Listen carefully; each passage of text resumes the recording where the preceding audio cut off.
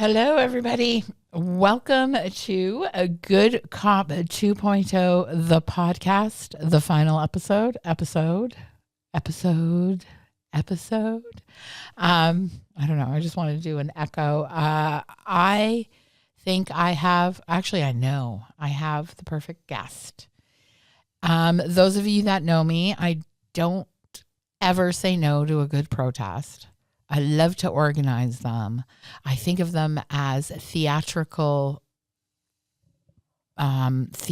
shows. I make sure that we have the right signs and we have just enough, we get that grassroots feel. However, this guy, Ignacio, I'm going to get his name wrong, Leiva, the founder of ASOVAPE Chile. Let me tell you, the passion, the heart that he has and what he did in Chile in the early days before anyone else was able to make headway is absolutely incredible. And just Ignacio, I remember you with the calls that we had with different organizations and during World Vape Day and stuff like that. I've known everything that you've done, the amount of heart that you have in this, how much you care about the people in your country to be able to access safer nicotine products. But at that time, vaping made me not envious, but made me proud and gave me something to reach to.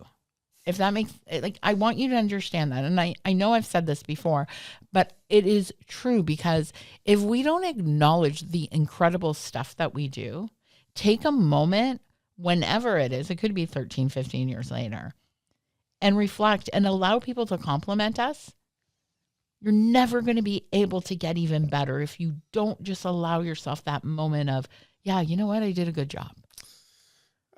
He's too humble.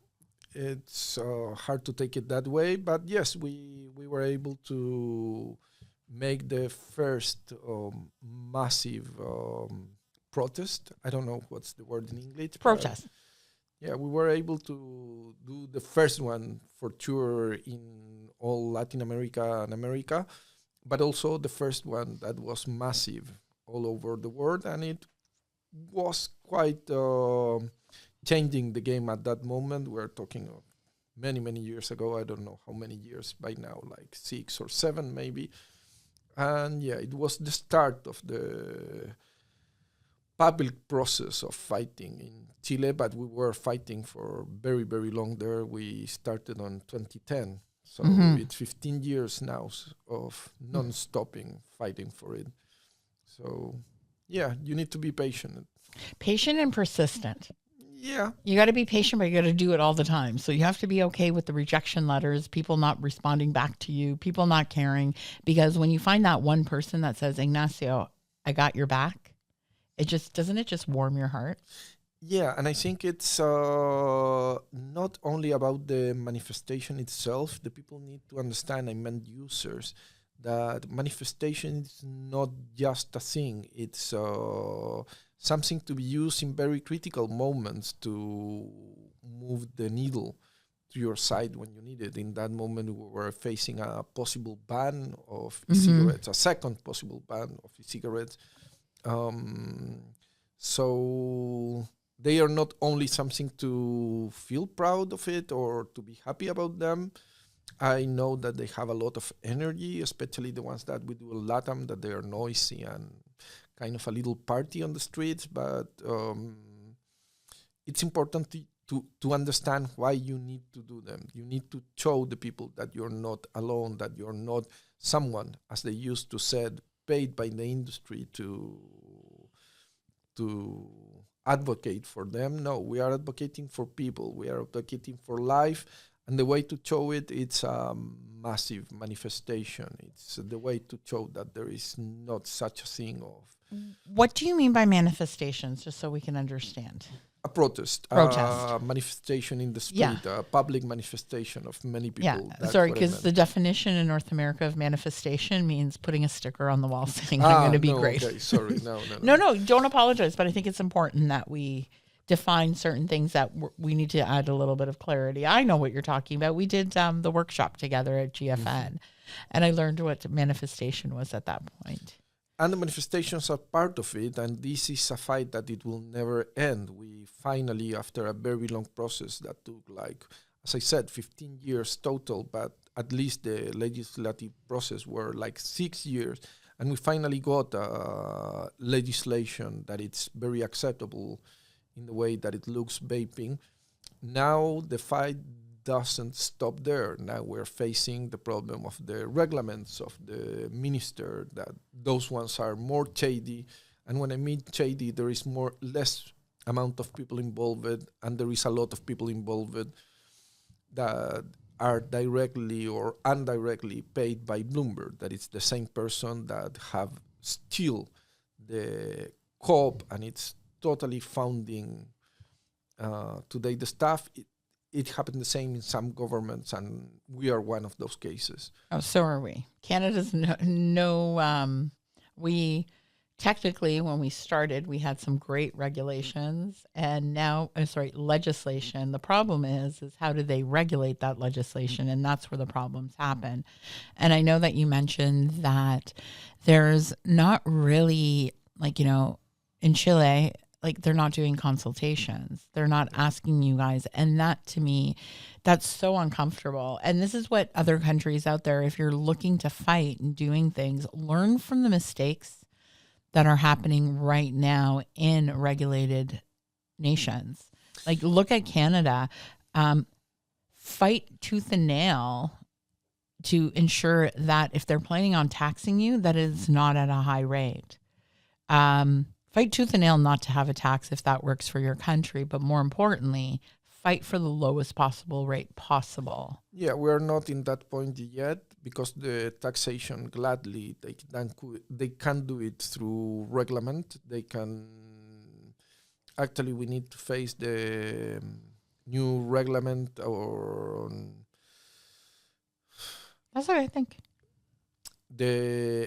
How the products will be made legal, the presentation of all the papers and so on. It didn't went that bad, but now we are in the process of advertisement regulation, and in that one we fought very good during the legislative process. Yeah. But from the first papers that have come out from the minister, they goes totally against the willing of the law.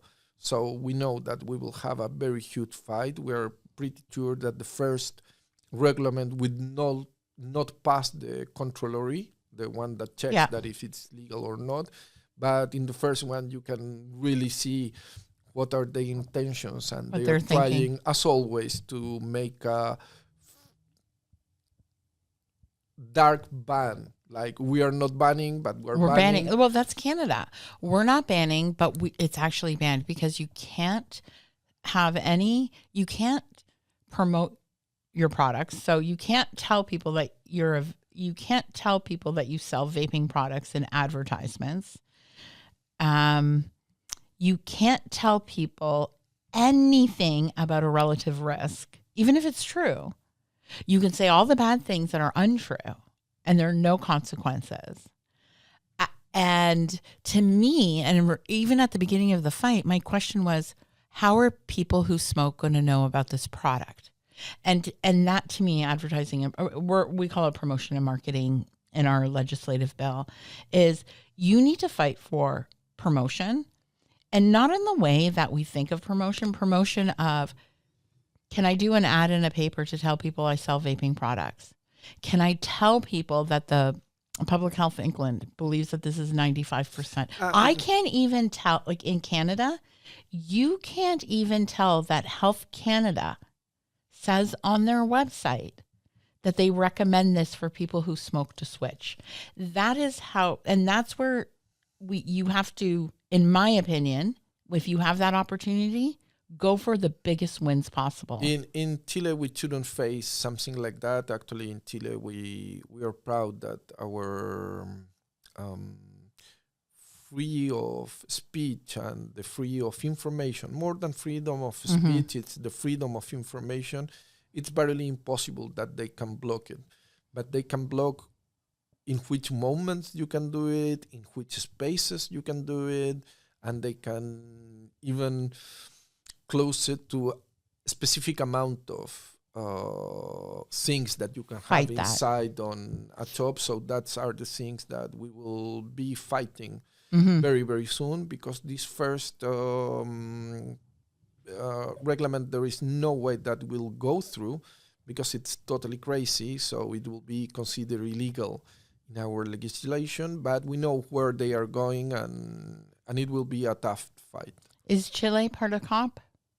Yeah, it is. There it is. But it's like, as many countries, because many people think that the group that the group that is sent by every government of the ones that are in COP, people think that they are part of the government. In our case, it's more from the state. The same people, it's there no matter who is in charge. Same with us.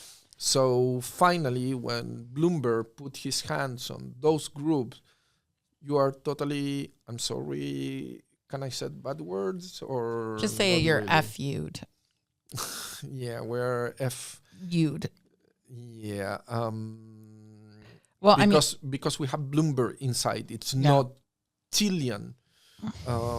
I understand. Government it's NGOs who is fighting. It's a paid directly, indirectly, or not all of them, but some of them we know that, and we can prove that some of them have received money from Bloomberg, and they are important in the decisions. So, well, you look at like GATC. I'm sure there's like, they're paid 100% by Bloomberg. They were going bankrupt recently. They're in Canada now. That's where their home base is. You see a lot of people with them. You see former people that work for Health Canada that are here at COP under FACT. You see people from the Cancer Society. Our delegation is, I do believe, Bloomberg free. It's Health Canada. So they don't receive funding from Bloomberg. Ours, it's Health Canada, but the people that it's inside have received money. I don't believe any of our people have received money. Just because there's no I'm evidence. not talking about the people that it's coming on the commission. I'm talking the people who made up the plans. Okay, I understand. Because I don't want to be sued that I said that someone that came from Chile to the COP. No, they are just representatives. But the full thing, how it's made the up, influence. They have influence, who write down the documents and so on. We have at least one very important case there. I think it's a carryover from the tobacco days. True enough. And I'm sure, and I can see this in Canada, our tobacco control, their carryovers. There's some young people in there that are being indoctrinated by the old folk. And it's not going to change because like attracts like. So they're going to find the prohibitionists. They're going to find the Baptists. They're going to find the pearl clutching thing. And their voices, I know in Canada, and I believe it's going to happen, are going to become less loud as our voices penetrate through. And it happened. In Chile, your voice penetrated through. In Canada, our voices are penetrating through. The pearl clutchers, the tobacco control, the Bloomberg folks are all freaking out. That's why they start getting so mean. Like, I'm sure you have been attacked by these people. Not much. They have tried. They have attacked most of the activists in Latin America. They have point out and make very huge, especially from Bloomberg's philanthropy side. They made a lot of articles and kind of investigations where they find something very little and they try to explode it in an amazing way. They're good writers. Bloomberg gets good writers. Gladly, they have never been able to attack me because they have nothing to attack. Actually, in the worst article that they have ever read, my name was just because they have a picture where they put in the down part my name because they were able to attack other people that was in the picture. But Yeah. the only way that they could Publish try to put me in in the something was because they found a picture when I was with other advocacies, and that's I love it. that. So That's hilarious. I have been attacked more during the legislative process in very bad ways. One of the senators of Chile during a commission of health in the senator chamber, he told me that we were the new pedophiles of Oh this, my God. Oh, guys, language matters. Words matter. They cross every single life. They single cro- line. Yeah. They don't have. They have no scruples Yeah, they are totally unscrupulous because they feel that you're the enemy because they've been trained to fight big tobacco. And anyways, that's a conversation for another day. Ignacio, one last word. What do you tell people out there that vape, that use safer nicotine products? What do you want to say to them? They need to be there when they are called to. It's there is some people in the world that we're fighting all the time for the rights of the users. Yeah. We don't get revenue from that, and I'm not saying that it's their fault that we are fighting, but we are fighting for the rights of the users. And there are some specific moments where they are need to come and to say, I'm here. I'm represented by this thought. I'm represented with this harm reduction point of view. I feel the harm reduction on myself, in my family, on my relatives. So I will call the users not to burn out. They need to come to time and said, I'm here. We need them to continue the fight. We will love to have them there every single day to be part of the fight, but we understand that people have no time for that or might not have the patience for it. But when we call you to go to a manifestation, or we need you to send emails to the deputies, senators, or the minister, please do it so. Take the 5 minutes. That's 5 minutes. It's what will give us the tools to continue fighting for all of us. Okay. Thank you. The rest of the year. Thank you. And thank you for being my final guest on Good Cop 2.0, the podcast. And to everyone that listened to these podcasts, thank you so much for listening. To the Taxpayers Protection Alliance, thank you for giving me this space and this platform to learn about not only regulatory happenings around the world, but to learn and connect with so many incredible people that are here at Good Cop 2.0. This is an experience I will never forget. I am forever grateful, and I'm walking out of this podcast series knowing more, feeling more confident, and feeling that we are a stronger, smarter group of folks than we were when we started. So again, thank you again for listening. Thank you, Ignacio. And just make it a great day. Go out there, share your story. People do listen.